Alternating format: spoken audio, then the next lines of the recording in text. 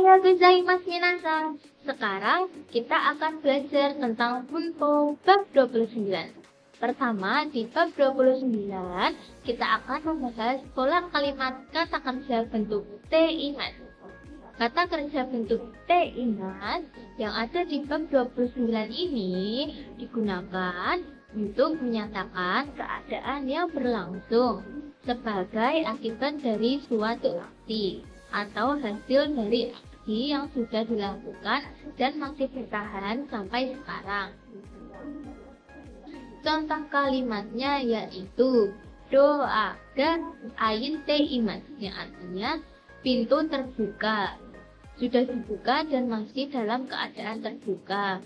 Yang kedua, ada kata kerja bentuk te shimaimashita atau shimaimas. Te shimaimashita digunakan untuk menyatakan bahwa aksi telah selesai. Te shimaimas menyatakan bahwa aksi akan selesai pada suatu titik pada masa depan.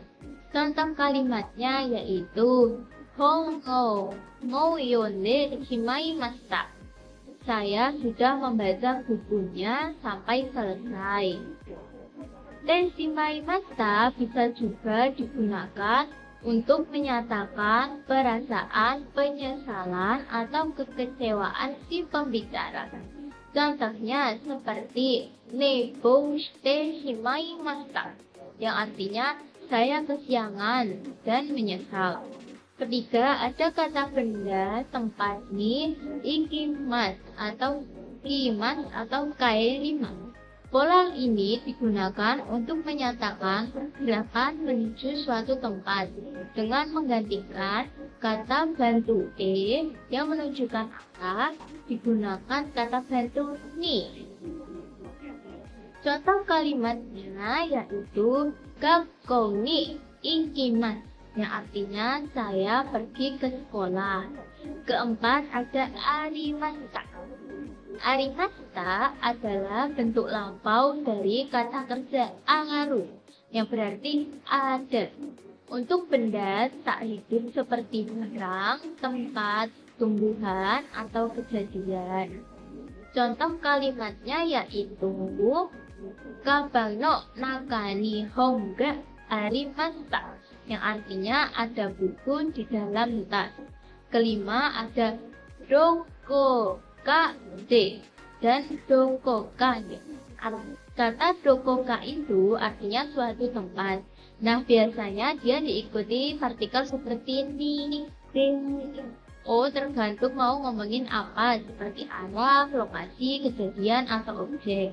Tapi nggak semua partikel itu wajib banget ada. Ada yang bisa dihilangkan, ada juga yang nggak boleh hilang karena bikin kalimatnya jadi nggak jelas. Dokokani artinya ke suatu tempat atau ada di suatu tempat. Ini dipakai kalau minasang ngomongin tempat, keberadaan, atau tujuan. Contoh kalimatnya yaitu neko ga dokokani imas yang artinya ada kucing di suatu tempat. Nah, partikel ni ini nggak bisa dihilangkan karena kalau minasang cuma bilang neko wa dokoka imashita, itu rasanya kayak ada yang kurang. Orang Jepang bakal merasa kalimatnya itu menggantung. Kalau dokokade artinya di suatu tempat, terjadinya sesuatu. Ini digunakan kalau minasang ngomongin aksi atau kejadian yang terjadi di tempat itu. Contoh kalimatnya yaitu watashi wa dokokade nata koto ga arimasu yang artinya aku pernah lihat itu di sini. Aku pernah lihat itu di suatu tempat. Sama kayak nih, partikel D juga nggak boleh dihilangkan karena dia menunjukkan tempat kejadian. Kalau minasang bilang dokoka arimasho, orangnya jadi bingung. Maksudnya ketemuan di mana? Sekian pembahasan dari bab 29. Minasang semoga mudah dipahami ya. Arigatou gozaimasu. Mata ne minasang. Segitu dulu ya minasang, belajar bahasa Jepang terasa sangat menyenangkan.